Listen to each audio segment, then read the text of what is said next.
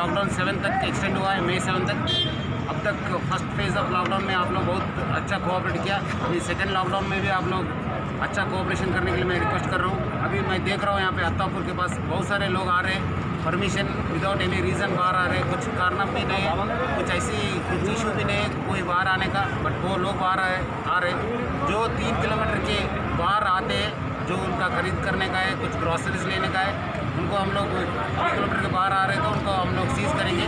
तो लोग भी कोई भी 3 किलोमीटर के बाहर आने के लिए मैं रिक्वेस्ट करूँगा। वो आ गए तो डेफिनेटली उनके ऊपर केस हो जाते हैं। और भी बहुत सारे लोग उनके पास कुछ लाइसेंस नहीं है, कुछ के पास अच्छा ना आगे नंबर प्लेट्स नहीं है, हेलमेट्स नहीं है, वैसी व्हीकल्स को भी सीज़ करता हूँ। तो कोई भी अभी बाहर आ रहे थे उनके पास पक्का लाइसेंस होना चाहिए, पक्का अच्छा हेलमेट होना चाहिए, अच्छा नंबर प्लेट होना चाहिए सामने।